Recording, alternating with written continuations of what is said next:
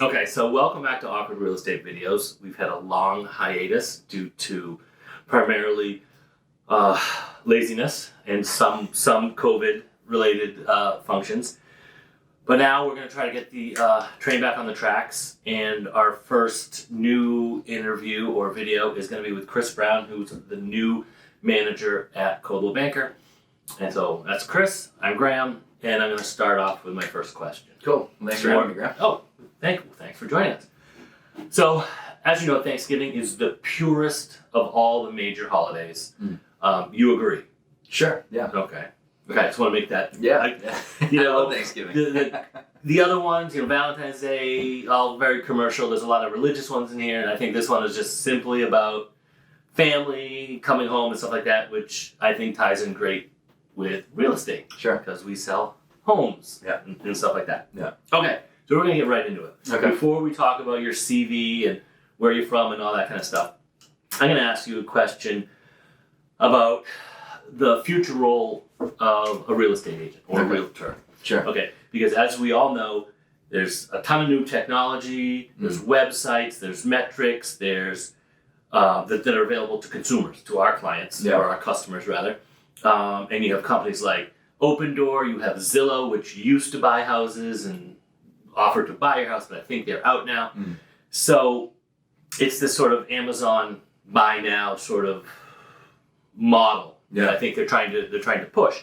So what does, in your opinion, what is the future role of a realtor and a brick and mortar brokerage like Coldwell Banker and Marblehead? That's a really good question. And just so you know, I didn't give him any questions in advance. So No, I think that's a really good question. I think that, my vision for the future of a real estate agent is as a tech-enabled agent, obviously. And what I mean by that is,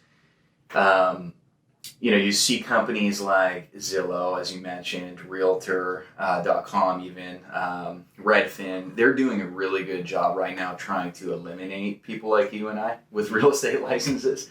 I think, one of the we've got targets on us. Yeah, absolutely. One of the major headlines recently was that Zillow had made a recent purchase and acquisition of ShowingTime.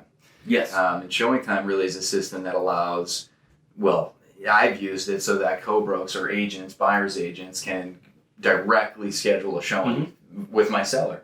And so now that Zillow owns that, think about it, they could technically put a button onto Zillow that allows a consumer to schedule a showing now directly with the seller.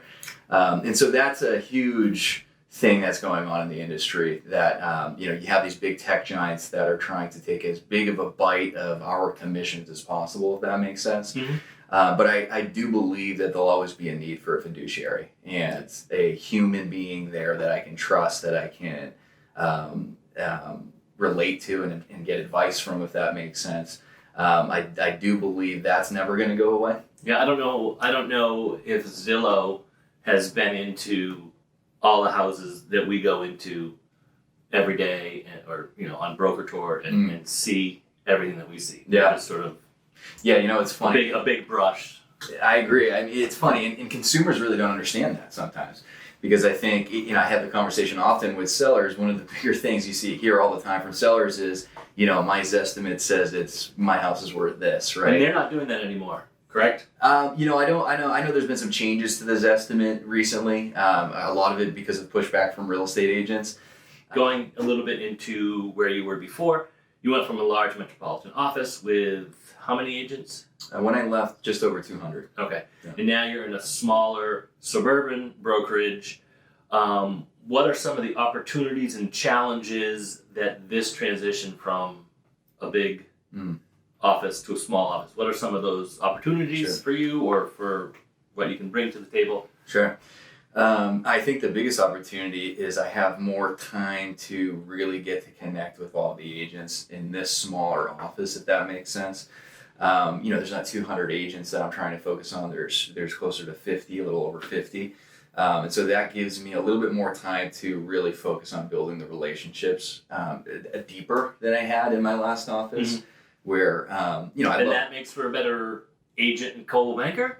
I don't know. I think that You're makes supposed for... to say yes. Sure. I think, I think a good leader should be able to build a relationship with who they're trying to lead.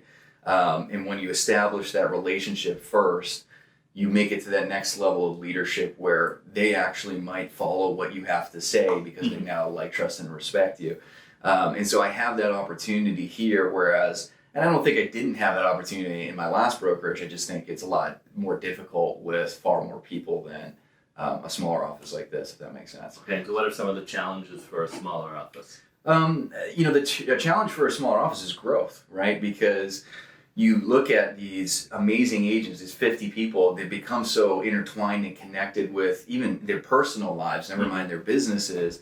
So you look at that, and there sometimes becomes this, what I like to call a limiting belief that, if more agents are added to our family or a group of people, there's a lot less to eat. This specific office has built a reputation, and this brand, of course, in this small town of Marblehead specifically, that should not be changed, if that makes sense. Yeah, we're a little bit stuck in our ways. Yeah. So final question, because most people don't watch videos over 4 minutes anyhow. So Sure. You now work in Marblehead. Yeah. What do you think so far? I love Marblehead. It's not entirely different from Beverly, which is where I'm living now, and at the same time, it very much so is. I've noticed it's extremely insulated. But I'm still exploring and learning, and yeah, right. And I'm still exploring, learning the area, but I love every aspect of it so far. Great. Yeah. Well, I appreciate you taking the time, and we're gonna wrap this up. Thanks, Graham. All right, Appreciate it. thank you, Chris.